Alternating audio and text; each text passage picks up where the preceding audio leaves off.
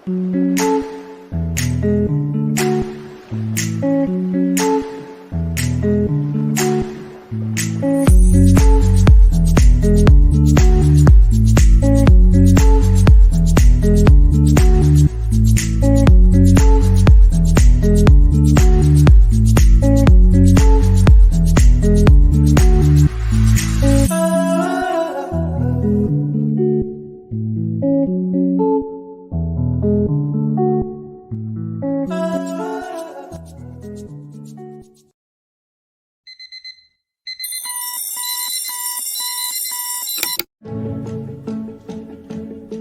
know it's not always easy finding passion and purpose.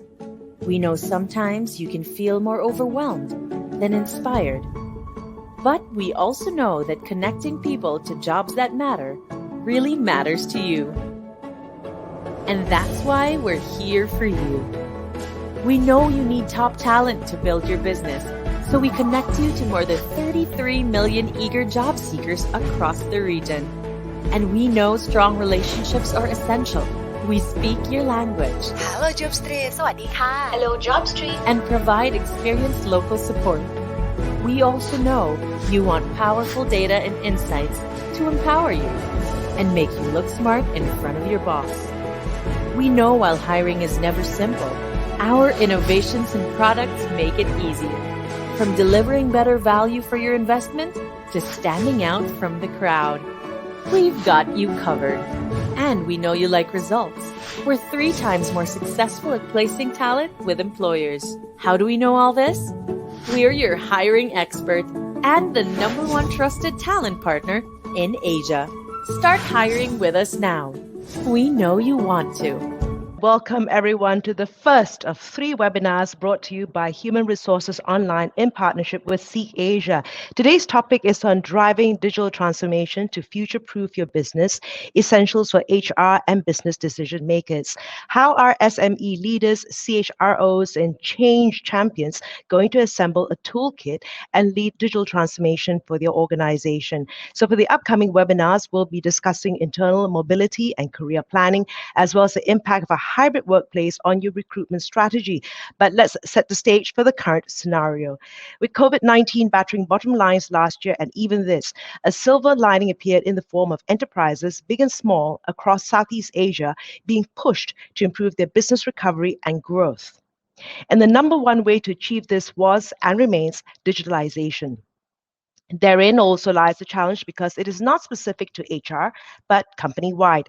In the April 2021 study, the majority of respondents agree that digital transformation increases efficiency of internal operations, that's 94% in Asia, innovation, 78% for Asia, and helps to improve business decisions, 83% for Asia. Now, before we start the webinar proper, I'd like to do a technical check. Can everyone see and hear me well? You can say hello or hi on the chat, and our tech support team is on standby. So if you're facing any audio or video difficulties, please visit the chat panel to write to team and we'll get you some help right away. I know they have been helping me.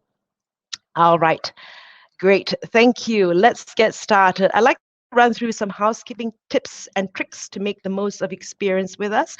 We will be having a panel session where I'll be interviewing 3 gentlemen, which I'll introduce in just a moment.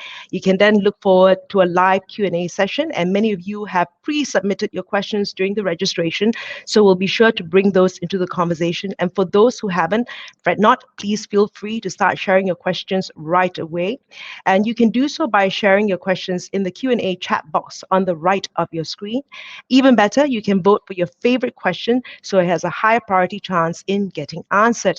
We did receive a lot of questions prior to events, so we'll put those up for voting. And before we get into the panel session, let's try and see how the polling system works. Can you see the poll on the side there? So we have a question for you.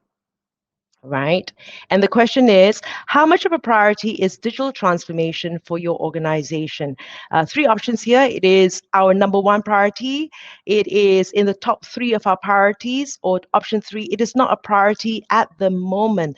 Now, as we await the results, let's now welcome panelists who are a great representation of the region. First, we have Peter Bitos, the CEO of Seek Asia, and Peter brings over 20 years of experience in tech, media, and telco sectors across a career that includes various CEO and senior management positions in developed and developing markets and organizations of all sizes. His achievements include scaling up digital businesses from scratch, and he has a track record of leading digital business transformation programs across Asia Pacific. He's now in Sydney, looking cold. Next, we have Nanang Chalit, the VP of People, Tokopedia. Pak Nanang oversees the entire spectrum of HR and people functions in Tokopedia's journey to become the most admired company in Indonesia's tech industry. Previously, he was HR Director for Commercial Functions and Country Head for Employer Brand at Unilever and experienced various HR leadership roles at both country and regional setup. And of course, Pak Nanang is out in Indonesia. Last but not least, in Singapore, DM Prasad, Senior Director, Strategy, People and Organization, GovTech. DNP or Prasad is an executive coach and a transformational HR leader with expertise in leading scale transformation, building and scaling organizations and functions, and shaping and nurturing cultures and careers. And previous to his current tenure, he founded Noetic Step and has also served as head of people services at Google. So before we get into the questions, let's have a quick look at the poll results. Okay, I have to submit as well. And the poll is saying, can I see the results yet? Oh, okay. We'll get to the poll results unless I'm missing something. But anyway, let's begin the session here with the first question. I've got to ask to all our panelists, right? Where do you personally stand in your organization's digital transformation journey? And do sum up your highs and your lows. Maybe we'll start with you, Peter.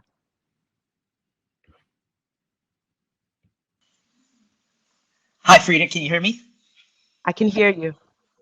Fantastic. So hello, everyone, all across Southeast Asia, from a very cold and locked down Sydney, where I'm supposed to be on vacation, not turning into too much vacation. So anyway, but the funny thing, at Job Street, we've been a digital company of sorts for since the dot-com era. And the funny thing about it, as history goes, is even when you're a digital company, you always go through waves of digital transformation. There is no such thing as finished, right? So we ourselves are just embarking just at the beginning of a journey of a major transformation to do two things. Firstly, to take what has been country-based businesses and turn it into a true APAC business. And secondly, to take what has been very old dot-com era platforms in many ways and turn them into true digital platforms built for this decade to come. And those two steps are the major strategy effort underway to help us not only modernize, be more productive, but most importantly, innovate and help people find jobs, which is our core business. And so we're at the early stages of one, having been a digital company our whole life. All right. I'm just going to, before I pass this over to Pat Nanang, I'm just looking at the poll results right now. At a 54%, it is in the top 3 of our priorities. And standing at number 1 priority at 28%. So, and at 18%, not a priority at the moment. That's kind of scary. But top 3, right? And number 1 for only about 25% of the organization. So, Pat Nanang, do share your highs and lows. Thank you, Frida. And I think, again, just to dovetail what Peter was just sharing, right? If I can answer the same questions, like where do I think Tokopedia as a company actually stand? Again, we have leveraged as a marketplace company. We actually have now reached a scale where we reach to 100 million users every single month, and active monthly users. With 11 million merchants actually in the platform. And then we actually, again, if you look at the scale, now we have something like 550 million products listed with a transparent pricing, of course, in the platform. So from that journey that the company has started in 2009, that is actually a kind of long marathon, right? And then again, if I look into how I lead personally within an HR space, I can also share similarly. It's there. It's an ongoing journey. So I actually shared. When I have this kind of questions, also I always try to put a number on it so people can imagine. So I would say Right. it's an 8 out of 10. And then the reason why it's 8, I think that's 8 symbols. If you turn it 90 degrees, is also a symbol of infinity. Right. Right. So the digital is really an infinite game, I would say. Right.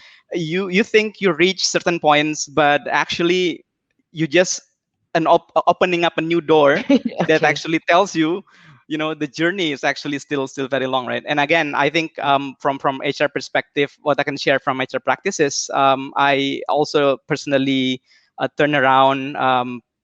We do a lot of digital initiative in recruitment, and again, the high and low is actually exactly it, right? So you Mm. were thinking that you can solve a problem with technology in 3 or 4 months time. And again, in my case, it was back then was trying to install some sort of an AI shortlisting algo in our applicant tracking system, and Right. we were thinking it as easy as 3 months it will be done. But actually, the law was that you don't, right? You need Right. to actually talk with the business and trying to find what the right algo is. But by Right. the time it's actually achieved, which is the high points, again, I'm dealing with about 1 million CVs Right. that Wow. coming to Tokopedia. And again, Indonesia is a big country, right? And then Right. tech is one of the top sectors right now. So that 1 million CVs, I can assure you for sure, if I don't have that algo, I don't have that I will not.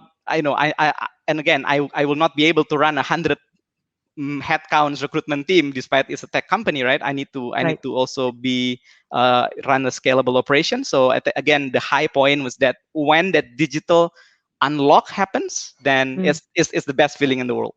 Right. So it's very interesting. You're saying infinity. It never ends, It right? never And ends.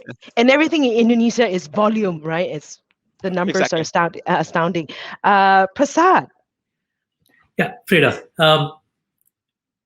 Peter spoke about waves of digital transformation. Pananang spoke about infinity. That was really interesting. Mhm. Let me just start by saying Rome was not built in a day. Okay? And then I'll tell you why it's in the context of GovTech, the organization that I represent. We are a very unique organization. We are a 4.5-year-old organization with a 40-year-old history dating back to establishment of what we call the National Computer Board in 1981 in Singapore.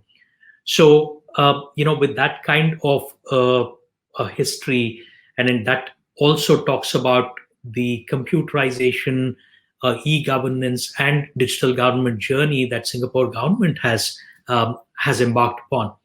So we are in the middle of our own transformation journey, and I agree with Peter when he said it's not just about digital transformation. Our organization, GovTech, is in the middle of a transformation journey, and to add to that, we have a role to partner with, consult, guide other ministries or agencies on their digital transformation. That's our core job. So our journey is that of the entire government, all the ministries and agencies. So across the spectrum, I think we're making good progress. We need to remain cognizant of the fact that there are several who are just digital starters. There are some who are digital literates and some who are in the digital performers category. If I kind of look at the digital maturity index that BCG comes with, that's how we could categorize. But people are in different phases. So we see this journey as one in a continuum. There is no stopping this. And then that goes back to the infinity that Pananang was talking about. And we need to bring everybody together, even as we make efforts to play a role model in our own transformation journey. So therein lies both the excitement and the challenges. So the highs and the lows are all part of the journey that we take. Right, and never a boring day. And there's a question about the different generations a little later. Now, Pak Nanang, so Tokopedia, one of Indonesia's most exciting technology companies, and starting out as recently as 2009, and we say recent, right? And you've seen the company grow by leaps and bounds. So share with us your journey and how you have scaled the people process, for your work, for your nakama or workforce using technology. Yeah, thanks, Frida, for that question. So the way I look at it, again, I'm just sharing from a people practices within the function that I'm leading in HR. So what I kind of think what we did right at the beginning was actually involving as much as possible people into the process, right? And I think that's where again, I can just share a bit the story that we did in Tokopedia. When we started that journey, we were asking ourselves, these four questions. I mean, if you read books like Drucker, you would ask, that five questions that you need to ask the organizations, right? Mm. I also have my playbook, so you need to keep asking these four questions whenever you are an HR professionals. So you ask whether you have the right talent to grow Okay. your companies, right? Organization, whether you have the right organization that meets your ambition, whether you have the right capability, and capability means either it's a new skills that you need to acquire, or it's Right. also a technology investment and stuff like that, or and then whether you have the right culture to do that. So I use the same questions to my own team in people, and then we actually try to kind of put everyone's in that sessions to really create a vision, right? How do Mm. we translate that dream of being the most admired technology company in Indonesia through a winning people ecosystem, we call it, because Mm. by the time you're getting into digital and then thinking with digital mindset, you always need to think about ecosystem, right? And Right. then we actually launched this simple campaign to ourselves, that we said that here is what we need to do in digital. We need to make things more simple, more human, more impact, more fun, and more technology driven. And then we call it, Right. you have to make the shift through this Right. SHIFT, right?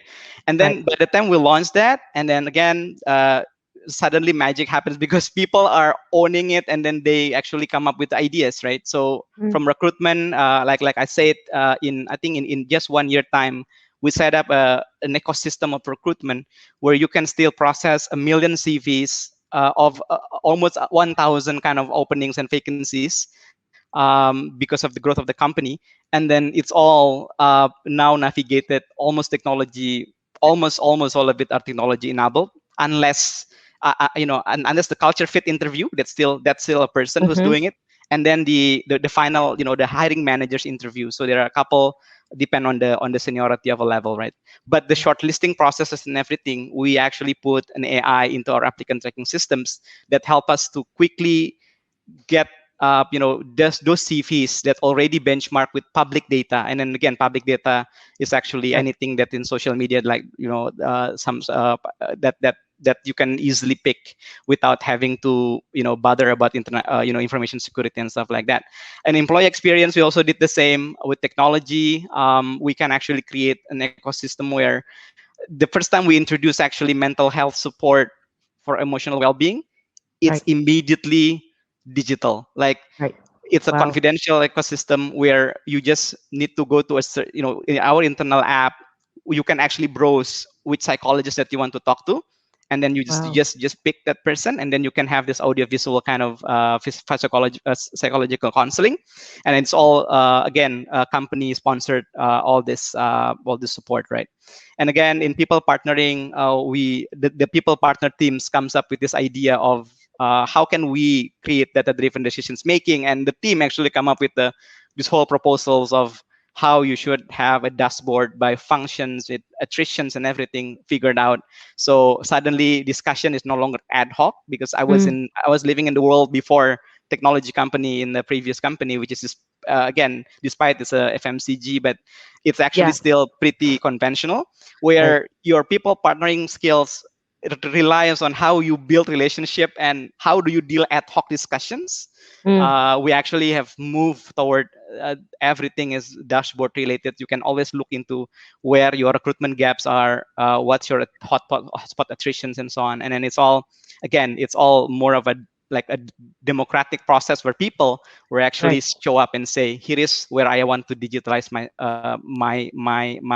job, which is, I think that's an interesting take out that I was not imagining that you can actually do Right. that. Because Right. initially I was thinking anything digital, you need to kind of top-down driven, all these things. But I think I have a different experience that I can share today. Right. It's very interesting how employees are taking ownership, right? And I just want to ask a little bit about the mental health one. Was that something that was introduced because of the pandemic, or even prior to the pandemic? This is just so intriguing for me. Yeah, we did a design thinking work process back in 2019, and it was Wow. actually one of the module that we planned to introduce in 2021. But Right. then because the pandemic came, so we just reshuffled the priorities and we launched it exactly a week after March 2020. By the time pandemic hits. And Right. again, the adoption rate of that solution was surprisingly high. And then again, it's until now it's being still used by our employees. Right. And the timing, right, is impeccable. Yes, exactly. The timing is just right in a way. Who knew? But then it's very interesting how you had to change priorities because of what the organization need and what people needs as well. Exactly. Prasad, how was your experience in implementing digital transformation for the workforce, and how did it differ from what Partner Nang shared? Yeah, Fred, I'm not too sure if the experience differs significantly. I think the playbook that Pananang was talking about works brilliantly, and we have something similar. But what I do want to share is I want to take an organizational lens and just not a lens of an HR team and people. I wanted to share a couple of anchors based on which we work towards our digitalization journey. 3 aspects of mindset and a little bit about how we approach the capability building that we were talking about, right? So before I start, let me share a quote that I came across, and this is from a CEO of an ideation platform who said, "Don't be fooled by some of the digital transformation buzz out there." Let me repeat that. Don't be fooled by some of the digital transformation buzz out there. Digital transformation is a business discipline or company philosophy and not just a project. I think it resonates very strongly with me, right? So in terms of how we've approached as an organization, there were 2 things. One, we said the biggest part of digital transformation is actually changing the mindset. The second one is we cannot delegate digital transformation, specifically from a perspective for leadership team. The team should own it, engage, adopt, and adapt to new ways of working, new technologies, and inspire the team to go along. Right? So the biggest challenge or learning is that we need to be intentional about it, and it's a journey in a continuum. I cannot stress enough about the fact that it is not a fly-by-night kind of a project. It has to be persevered with. Right? In terms of mindset, we looked at 3 things. When we are a digital organization ourselves, serving the citizens, businesses, and the residents of Singapore, what do we want to do as a digital-first organization? We said this is the mindset that I'm talking about. We wanted to be digital-first in designing solutions. We wanted to be cloud-first in developing applications, and we wanted to be agile-first in delivering business value. So that was how we wanted to anchor the mindset. And then coming to the most important part, which is talent people, as we call it, building capability. And then when I talk about taking everybody along, it's also about reskilling the workforce and just not hiring somebody new. So we introduced a robust technical competency framework, has 12 technical domains, 36 job roles, 117 competencies across 5 proficiency levels. We now anchor all our HR processes, starting from hiring, workforce and succession planning, development, using this, and we will gear up to expand this to performance management as well once everybody is comfortable with the competency framework. With this comes a huge deal of workforce reskilling, like I mentioned. It's really about not just for training or for deepening tech skills, but also building in necessary skill sets such as analytics, agile, and design thinking, which are all essential for playing a part for digital transformation. So that's how we've looked at it as an organization. And some of it kind of carry through to the people function as well. Right. Peter, bringing you to the conversation and listening to what both the gentlemen have said, what in your view actually comprises digital transformation? What is it and what is it not? So, other than agreeing with both of the great panelists, I think the only other thing I would add to the conversation is what COVID. Maybe I'll rephrase your question a different way. What has the current COVID situation done to digital transformation and the way we should view it? And our biggest experience is it has. There are very few upsides of COVID. I don't think any of us would ever want to go through it again. However, it has allowed us to challenge our fundamental assertions or beliefs about what can be accomplished and by when. And what we have found fundamentally is we are moving faster in many cases, developing more and delivering more innovation than we ever thought possible in a very short amount of time by sheer necessity.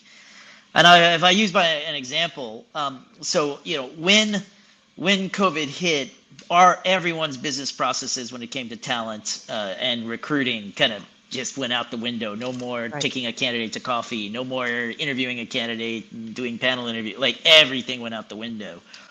In many cases, the ecosystem self-adjusted. So Zoom came along, and then all of a sudden everybody's Zooming, and a year and a half ago, no one had ever heard of Zoom, right? But in some cases, things broke, and things broke fundamentally. And so in our space, take for example the concept of a career fair, where it's not a one-to-one interview, but it's many-to-many, and it's many-to-many. Where many candidates came physically to a place to meet many hirers in one place to get introduced to a lot of different opportunities both ways. It was kind of a mini version of what we are as a marketplace. That totally fell apart the minute COVID happened. We looked at the ecosystem. That's a problem. We're a marketplace. That is where job seekers go, and that is a key thing that hirers want, to meet lots of job seekers who are looking for a very specific thing. So we set about, and in 90 days, we had a virtual career platform up and running, and it was a very early beta, and our first version of it was really clunky.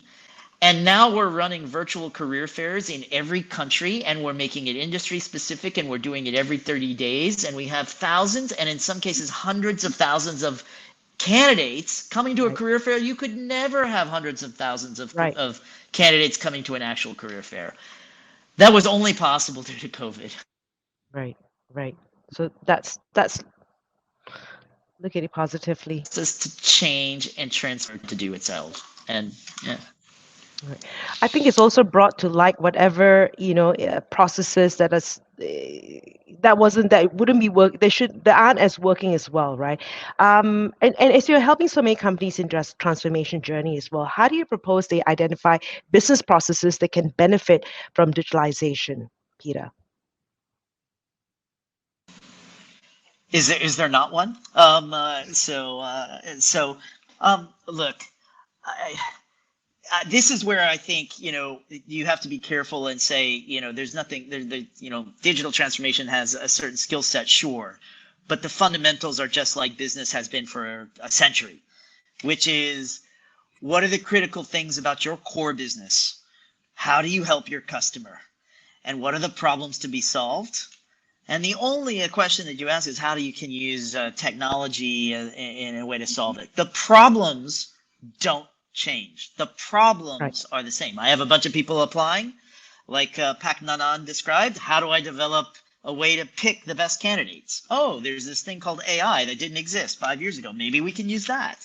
But the problem of picking the best candidates from a whole bunch of candidates has existed for as long as capitalism has been around. So the only thing I would say is go to your most important problems and just keep asking yourself how to apply technology in a different way.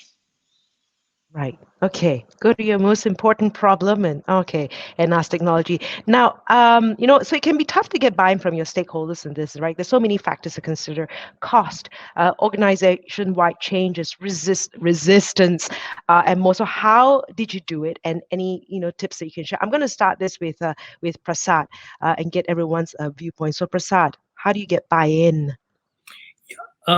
Frida, it's there's no easy answer to it. Everything that you mentioned, factors of cost, organization-wide changes, resistance, they're all very real, and it really depends on who you're talking to. In the context of GovTech, like we said, because we are the government's leading tech agency, it comes naturally to us, and therefore within the organization, we don't see too many of these challenges. But when we are talking to a variety of agencies and ministries, like I said, it really depends on where they are in the trajectory or in their curve, the digital transformation journey. So some of these really happen, but I think it's really about getting through it in a methodical way. There's a lot of influencing that happens. To Peter's point, it's about the problems remaining the same. How could you actually solve for it? And when there is enough evidence that technology can be a great enabler in solving those, why not? So what we do here is really about, again, I go back to certain first principles of how do we influence, what do we challenge people on, what do we challenge ourselves with, and then a very critical constituency of people again, right? Because we haven't spoken about that. So the first one, there are three segments that I would use here. First one is what I call time to say goodbye. So I think it's really important for us to challenge ourselves to get out of the comfort zone. So say goodbye to the comfort zone. With these new tech, the childhood is gone, as you would want to call it. It's time to play with the big boys. So, and that's what digital is. So are we ready for it? Second one, as fundamental as it might sound, it's really about getting back to basics. How do we create a solid digital foundation to do it? And also the OpsTech integration. We figured a lot of that during our pandemic experiences. So strengthening OpsTech, and in the perspective of the government, policy OpsTech. So the trifecta and then that multidisciplinary team coming together and strengthening that was important. And then as part of getting back to basics, I would say building more capabilities and more and more. That was very essential. And then the third one is, again, it's really about the vision. So never forget why we are here. It's all about the impact that we need to create, and who is benefiting. What are we here for? They ask the existential question. So I think we are really looking at some of a combination of these to be able to influence. And then when we get to that, it's really about partnering with them, like we said.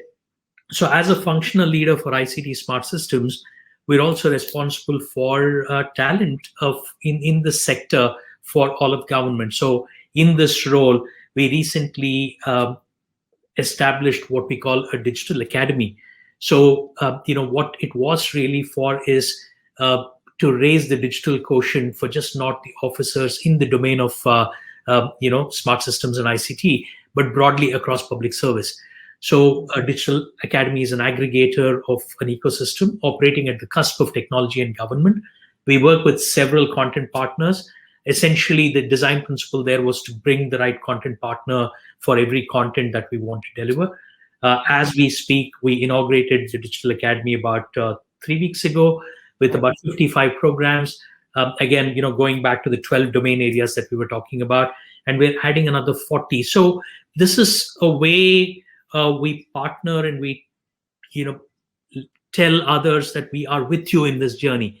We are journeying with you. We are behind you, and let's move forward. So it's a lot of how I'd call a song and dance. There's never an easy way here. It's persevere, influence. For every step forward, there is half a step back. We need to just keep moving forward. Right. Sundar Pichai, the CEO of Google, and I spent 12 years in Google and have a huge regard for this gentleman. He said essentially the role of a leader is to keep making decisions and keep the momentum going. Right? If I look at the role of GovTech as a functional leader, that's exactly what we keep doing as well. Keep the momentum going. Right. I know Peter's very excited to talk about this. I'm going to get Pak Nanang first, and I'll get Peter to encapsulate it. Pak Nanang, what the buy-in? Yeah, I guess I fully agree with what Prasad and Peter was sharing, and I think I'm just gonna probably add examples to that, right? So Peter was saying about what is that problem statement that you want to solve, and really stick with it and think about technology, how you can solve it, and then make it as a great enabler, like what Prasad was saying, right? And I think, again, in my experience, there's none. I mean, whenever HR introducing any digital initiative, I can't remember anyone actually saying no to that. And I think the reason why, because we are addressing the right problem with the right relevance. And you were just sharing, earlier, that was timely, right, approach on mental health support by the time everybody is working from home. In the recruitment space, also the same, right? What the hiring managers care about is that I'm getting the best candidate that I need. That's what Peter was saying, right? And then the whole back end process, they just trust you as an HR team to deliver, right? And again, I think this is where what I just want to add is the element of performance management came into place. Because by the time you're defining what are the success factors of your digital initiative, I think that's where the magic starts to unfold, right? Those are, I know it sounds niche, it sounds classic, but that's it, right? If you're not measuring it, then how do you know it's successful? And that feeling of maintaining momentum comes when you're seeing that things are, evolving. I think Peter was saying 100,000 of people coming into virtual career fair. Prasad was also saying the same, that by the time you have momentum, that you can feel it. So I think putting that numbers is important, because by the time we are selling that initiative we want to do, again, recruitment as an example. So I was basically saying, here is my time to offer. It was 40 working days, and I said, I want to halve it. How can I halve 40 working days into 20? And then the team starts to kind of sticks, right? And then, okay, let's do this, let's do that, and then the AI came in, and so on and so on, and we actually delivering less than that now of the time to offer for junior positions higher. So I think measuring what the success factor is just additional point that I just want to add into what Peter and Prasad just shared. Right. Peter, you want to add on to this question? Yeah, I love this question, because I gather, and I'm willing to take a bet, that of the 600, 700, 800 people in our audience today, they're probably not all CEOs who could just mandate investments. Everybody's got to get buy-in for something. This particular question I love, because this is an area where I really believe technology has changed the way you can get buy-in. The cost of experimentation is gone dramatically, exponentially down to near zero, right? And technology has enabled us to experiment at very low cost and try beta things. Tokopedia is one of the best in the regions at trying this in every area of their business, right? You want to try little experiments. So you want to get buy-in for something, build something small that's real, try it, see how it works, and then scale it, right? Bringing something alive for your organization and showing them something tangible costs less than and takes as less amount of time than at any other point in human history. And doing that is a very effective way to gain buy-in to make bigger change happen faster. So for everybody out there, try and learn the tools of digital transformation and hacking your way there. You can go a long way that way. Right. And just to follow on from that, Peter, right, in addition to getting buy-in, what are some of the other challenges companies face, and how are you enabling them to solve these challenges?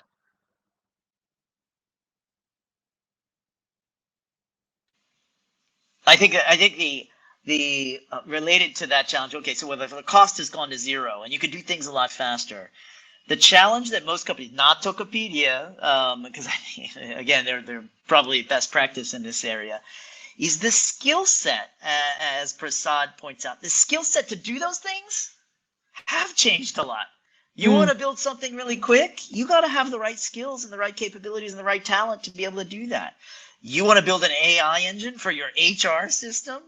Not even we have enough, and we're an HR marketplace, and we don't have enough AI engineers that we want to spare to put to our own internal systems, right? So we want all the AI people we can get on the front end, right? So talent and identifying the right talent that will help you enable not just the big stuff, but the little stuff as well.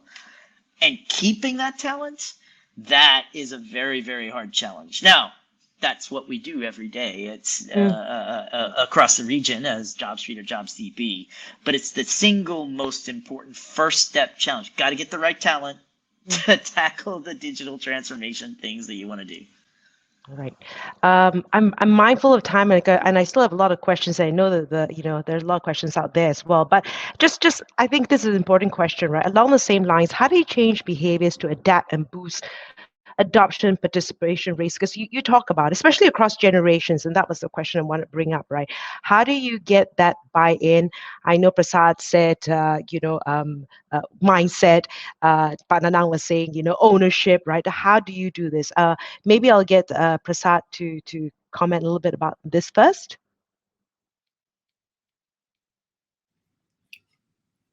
Frida, I think, see, to me personally, this a very personal opinion that I have is some of the generations and everything that we're talking about is at best a label. And I always say that the smartest millennial that I'd seen was my 85-year-old basketball coach, or my basketball coach when he was 85. Yeah, he could put any millennial to shame. So I would essentially go back to the fact that we need to, again, to what Peter said, we need to hire the right people. It goes back to people here, hiring the right people and then retaining the right people who matter, who just not a culture fit, but also a culture add. And then when you have more ambassadors within the system, within the ecosystem that you operate in, some of these influencing becomes a lot more easier.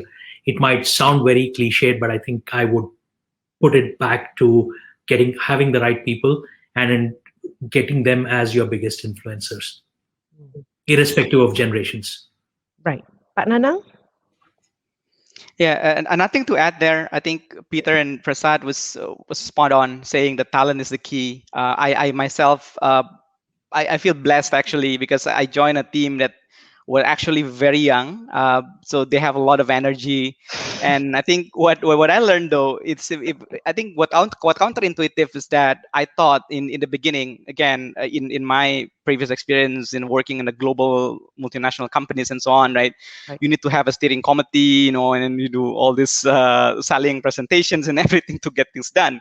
But I think what the experiment that we did was you throw a vision and then ask people to sign up and say, what do you want to do to make the shift, right? Make things more simple, more human, and so on. Right. And actually, even your most junior person actually willing. And then what they need though is the skill. So there is this in HR. There's this matrix of will and skill, right? What you're looking for is people on the top right with high will, high skill, right? And I think that's exactly how I look at my team. And then whenever we see people that with high will without skills, we do this cross pollination. So I have one person that I hired with a mathematics graduate in HR, and this guy is like one of his responsibility was telling people how to build a dashboard out of whatever kind of your typical worksheets. You can actually create dashboard out of it. So other people who doesn't have the skills sign up for it. And then suddenly I have so many dashboard everywhere. I have my dashboard for recruitment. I have my dashboard for employee engagement, and everything is like it's a participatory processes because people wants to learn. I think embracing everyone and not counting anyone out in your whatever digital movement you're doing. But you have to take care of them, means that you need to help them with the skills, because I believe, especially with the young generation that I can represent, they have a high will and they want to be part of it. They want to do these things, but they're lacking of the skills. So you just need to give that skills to them, Frida. Right. All right. Peter.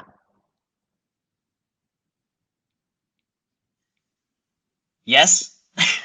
Okay.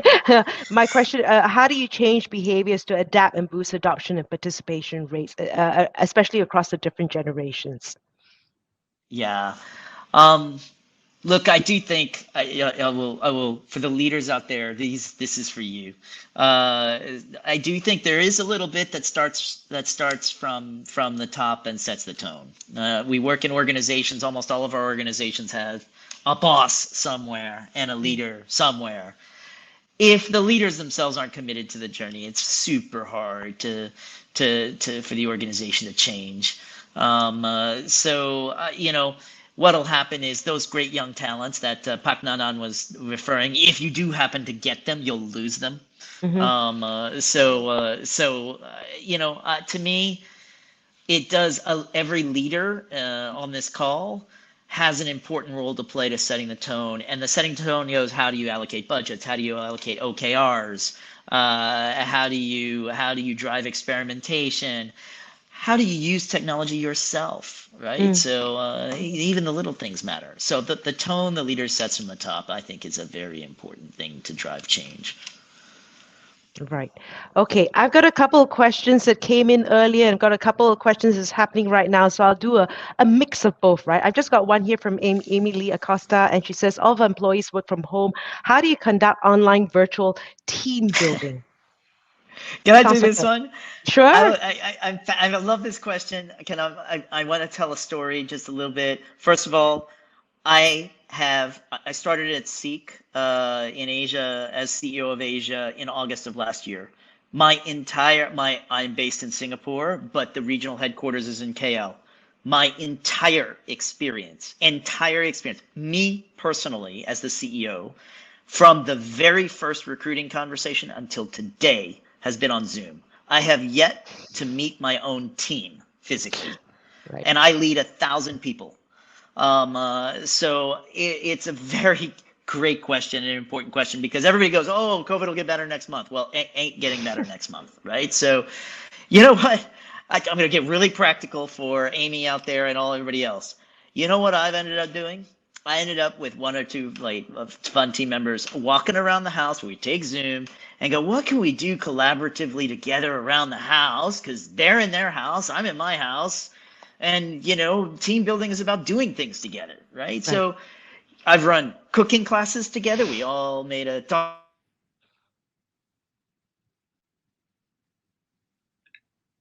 with the chef, and we've done dance classes where we had to stand up and shove stuff away.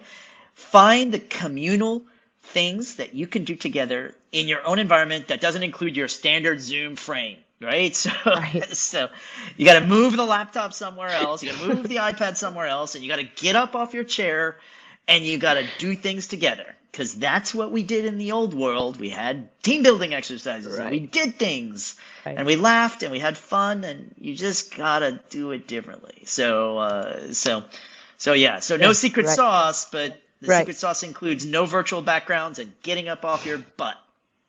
Okay, and that no one just looks like a rectangular. If I can jump in to add, I would probably add something really basic there. Start with keeping videos on, and then see each other. I think that's really important too. Okay. Okay, so this is a very interesting question as well. It says, and this is submitted from the audience, to drive digital transformation, which one should we prioritize first, people or technology? Who would like to take that? I would say people, Frida. I mean, if you have the right people, they will choose the right technology, because if not, then you would end up overkill a problem and you invest with so much money and then it doesn't work. I mean, I've seen also examples in kind of here and there, right? And I think having the right people is the most important thing. And I think starting with the right questions, like what Peter was saying, how do you solve certain problem, and what the role of technology, and Prasad was saying it has to enable, the great enabler. So people would come first all the time. I would second that. Tech for the sake of tech will never work. The organization readiness and people readiness are equally important. And then we know it, and there is proof out there that most digital transformations that fail are because people weren't brought along in the journey. So I would definitely say start with people. Right. Actually, I don't think in business there is anything else that would be rank above people first, be it digital or anything else. The answer is always people first. Right.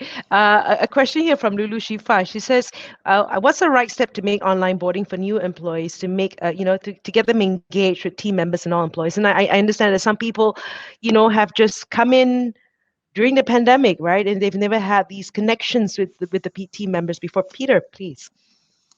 Yeah, me. I had this experience. So wow, I cannot stress enough onboarding has become structured. Onboarding is more important now than any other time in the history of your company.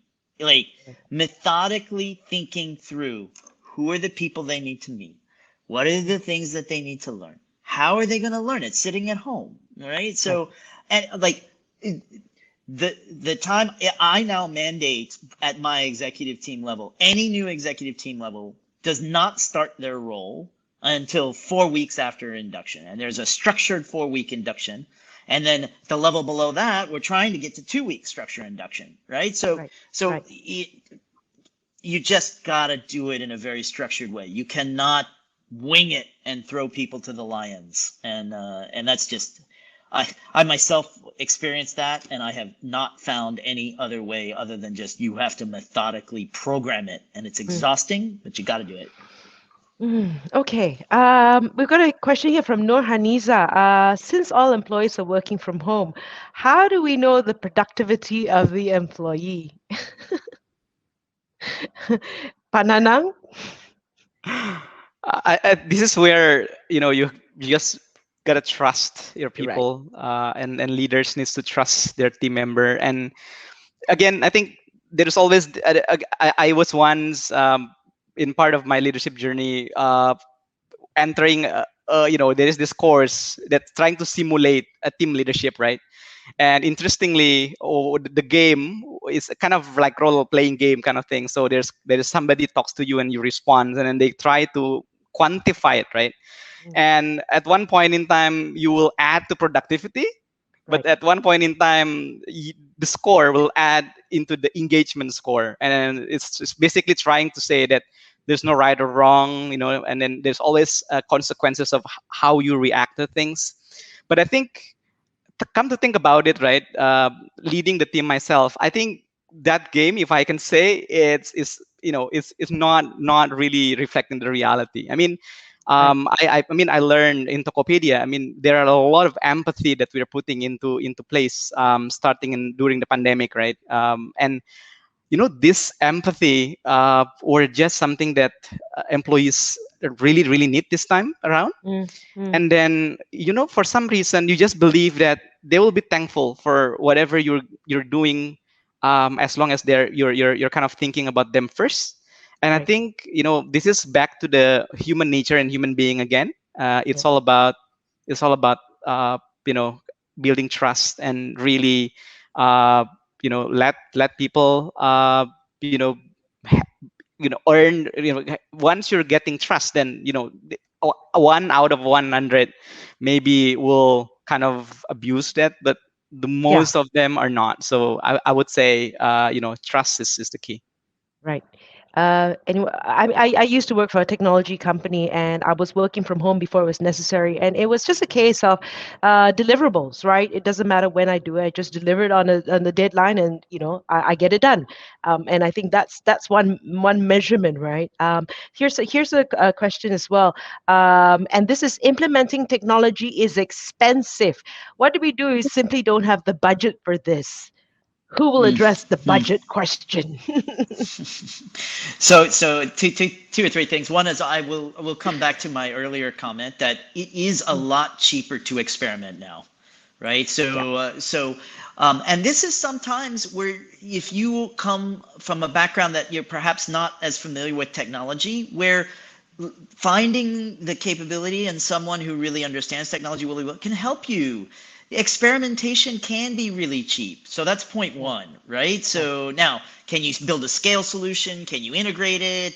These things then take money, right? So that's the first thing. And then the second thing is, if for the leaders out there, at the end of the day, if to Pak Nanan's earlier point, you know what the problem is, you are measuring the right thing, and you have tried experiments and you're seeing indicators, well, that's time for the leaders to step up with the right budget. So both for the leaders out there, you got to step up if the measurement's there and the problem statement is clear and the experimentation is there. And then for the non-leaders out there, find a way to try, find a way to experiment, and then see where that goes. Right. A question here from Eve Tan. What is your worst, or I guess, made the wrong choice of hiring via digital in your experience? I think maybe this is Partner Nang or Prasad could address this. Frida, can you repeat that question? What is the worst? I guess the worst choice that you've made for hiring because you hired digitally in your experience. Were there any errors? When you hired digitally. The way I would look at it, it's again, I'll go back to the point that I made about tech being an enabler, and then we use several platforms to make hiring easier, more seamless, but you're not making tech make a decision for you. Right. It's the rigor of the process that we have, and it's the same whether being in Google or GovTech. We have our own processes which fits into what the organizational requirements are, and what's our mantra. So I don't believe that we will be able to blame tech even if there's a hiring error. Okay. We need to own that as an HR organization or as hiring managers. Blaming tech is going to be very lame. It's just easier. Easier, yes, but is that the right thing? Okay, another question here, and then I have a final question for you guys. I was like, here's for Teresia. How do you measure if your digital transformation was successful, right? And I think that's the process thinking. Who would like to address that? Go ahead, Peter. I can add on. If you were asking that, I was just going to say something really quick. If you're asking that question at the end, you've already messed up, right? So it was really important. You have to ask that at the beginning of the process. What are we trying to achieve, and how are we going to measure that? So that, I just say, if you get to the halfway towards the end, and like, how do we know if we're successful? Trouble is, you've probably not done it so well. All right. Okay. This is a final question to all of you, and to end on a positive note, right? If you had a magic wand, and if you can do any one thing to progress digitalization in your organization or your community, what would you do? I will ask Prasad first. Okay, can I just be the party pooper and say I don't believe in magic wands? But that said, two things that I'd really push in an organization or influence people. One, we need to be really intentional. We need to start acting, and then again measure what matters, right?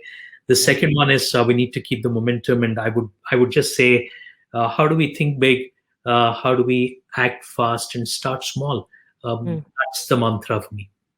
Right. Pak Nanang? So I would bring the party back. My daughter is a Potterhead, so she kind of read all these Harry Potter books, and I actually watch it. I don't have patience to read all these books, right? There was this episode where there is this something called Time Turner. It's a necklace, and then in this Prisoner of Azkaban movie or something like that. I think the reason why I like that concept of as if we have portable time machine, because sometimes what blocks digital is that fear of experimentation. And again, Peter was saying, the costs are significantly down. So I wish if there is such a thing, people are not afraid of experimenting, right? Because by the time you're wrong, you can always go back. By the time they're doing that 100 times, they realize that 85% of 85 out of 100 actually it was successful experimentation, right? So then that's where confidence come up. So I would answer with that. Right. Peter. I'm loving the Harry Potter theme from Pak Nanan. I'm trying to think of something about a Patronus charm, but I can't think that fast.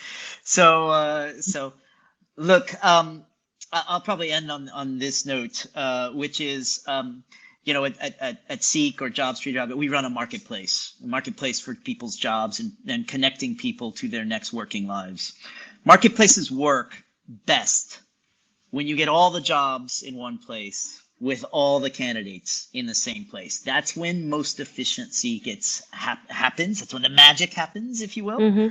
And in a world where so many people have been disrupted so badly by all the horribleness that's happening over these past year or so, if I had a magic wand, I would want all the jobs in the possible region in one place and all the candidates in one place, so we could get the most amount of people jobs and to their next step in their career to help their families and their lives. And if I had a magic wand, that's what I would try and do.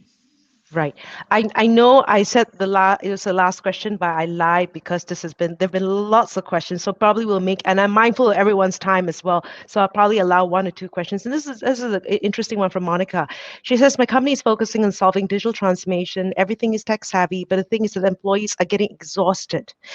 Then the turnover is quite high. What are the practical humanistic approach that can be brought up? How do you escalate bottom up? And I get it, right? You're fatigued. What do you do? Who would like to take this? So let me start. It's a great question and kind of goes back to what we were talking about the mental wellness earlier. So again, specifically during the last 18, 24 months, we've all been in a situation which we'd not been in before. So this is a time where trust plays an important role, the genuine care that leaders and managers can espouse, and even people within their teams. I mean, each one can play a role. Just being a lot more mindful and making sure that it's not always about delivery. It's not always about the bottom line, but people are important.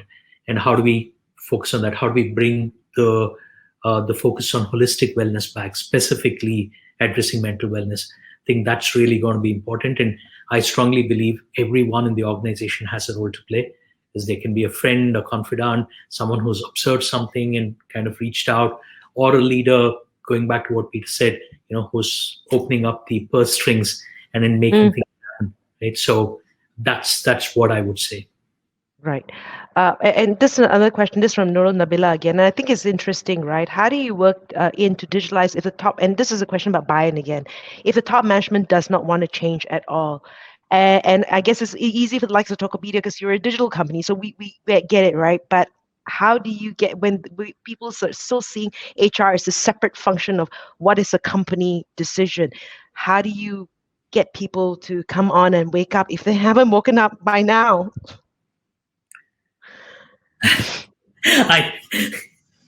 If you find yourself in that position and you're in Southeast Asia, please call us. We need great people, and we're a far better technology savvy place, right? So, so look, for the leaders out there on this call, that's it right there. If you don't buy in yourself, you're gonna lose your people, right? So there's no easy way around this. There's no glib answer you can give, right? So this is the battle that people have to deal with. They have to deal with budgets. They have to have support to do the change and initiatives that you need. So yeah, there's a bit of leadership from the top that's important. And if you don't have that, you're not going to succeed. Right. Prasad, anything to add to that? No, in fact, I had the same response as Peter's. You should be finding yourself or your resume on JobStreet. And he said, it could have been better had it come from me, Peter. Okay. All right. Thank you so much, everyone. Thank you, Peter. Thank you, Prasad. Thank you, Patnana. I know we have a lot of questions, but again, and thank you for participating. Not to worry. If you have any questions, please go to Seek Asia, right, and visit the employer's blog, that's seekasia.com. And there will be a second webinar which is happening on August 18. Another hot topic, which is talent acquisition, right? And we also have a survey for you to fill, and you can see the link to the survey right now as I'm talking. So please head on over there and give us your feedback so we can make these sessions more beneficial for you. There is also a report called Decoding Global Talent, which you can download, right? So thank you again to all the panelists and for the sharing. We've heard from everyone across the region, and of course, everyone who has, dedicated this time here, joining us virtually for being with us today. And we hope this session has given you some HR insights, as this is a crucial component in any organization, very much a part of the organization. And I look forward to seeing you all again next month. Until then, have a good evening and stay safe. Thank you, everyone. Thank you.